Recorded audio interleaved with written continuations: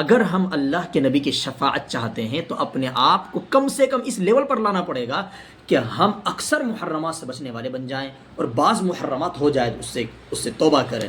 اور یہی فَمِنْهُمْ ظَالِمٌ لِنَفْسِهِ سے مراد ہے. اکثر علماء مفسرین نے اس کا تذکرہ کیا ہے. ابن کثیر رحمۃ اللہ علیہ نے تفسیر ابن کثیر کے اندر جتنی تفصیلات اس کی بیان کی ہے، ان تمام تفصیلات میں اکثر کی رائے یہی ہے کہ اس سے مراد امت محمدیہ کے افراد ہیں. وہ 3 جماعتیں ہیں. وہ نمبر 1 فَمِنْهُمْ ظَالِمٌ لِنَفْسِهِ، نمبر 2 وَمِنْهُمْ مُقْتَصِدٌ، نمبر 3 وَمِنْهُمْ سَابِقٌ بِالْخَيْرَاتِ بِإِذْنِ اللَّهِ. فَمِنْهُمْ ظَالِمٌ لِنَفْسِهِ جو ہوگا یہ محمد عربی صلی اللہ علیہ وسلم کی شفاعت سے جنت میں جائے گا، اور وَمِنْهُمْ مُقْتَصِد جو ہوگا یہ اللہ کی رحمت سے جنت میں چلا جائے گا. وَمِنْهُمْ سَابِقٌ بِالْخَيْرَاتِ بِإِذْنِ اللَّهِ جو ہوگا، جو افراد ہوں گے یہ سب کے سب بغیر حساب و کتاب کے جنت میں جائیں گے. اب دیکھیں میرا اور آپ کا شمار کن لوگوں میں ہے. کیا ہم وَمِنْهُمْ سَابِقٌ بِالْخَيْرَاتِ بِإِذْنِ اللَّهِ کی فہرست میں ہیں، یا وَمِنْهُمْ مُقْتَصِد کی فہرست میں ہیں، یا فَمِنْهُمْ ظَالِمٌ لِنَفْسِهِ کی فہرست میں ہیں؟ اگر ہم ان تینوں میں نہیں ہیں، اکثر محرمات کے ارتکاب کرتے ہیں، فرائض کو چھوڑ دیتے ہیں، تو پھر اللہ ہی ہمارے ایمان کی حفاظت فرمائے. دعا کریں اللہ ہمیں قرآن سے جڑنے کی توفیق دے.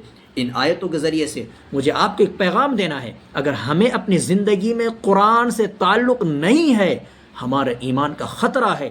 اس لیے میرے بھائیوں، اگر آپ تک میری یہ ویڈیو پہنچ رہی ہے اور گھر بیٹھے قرآن کو تفسیر کے ساتھ، قرآن کو قرآن کے حق کے ساتھ سیکھنے کی کوشش کریں، آپ وقت دیں، انشاءاللہ آپ کے وقت کا صحیح استعمال کیا جائے گا. آسان اور سہل انداز میں دین کی بنیادی باتیں سکھائی جاتی ہیں. اس لیے آپ سے گزارش ہے کہ آپ اپنا تعلق اس سینٹر سے جوڑیں جہاں آپ کو اسلام کی ضروری دین کی بنیادی اور قرآن سے تعلق جوڑنے کا ہنر سکھایا جاتا ہے.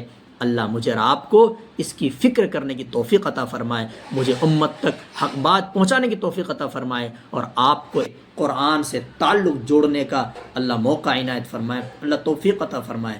اس کے بنا ہماری زندگی ادھوری ہے، ایمان کا ہمیں دھوکہ لگا ہوا ہے. اس لیے اگر صحیح ایمان چاہتے ہیں، اس معیار پر اپنے آپ کو لانا پڑے گا. اللہ عمل کی توفیق عطا فرمائے.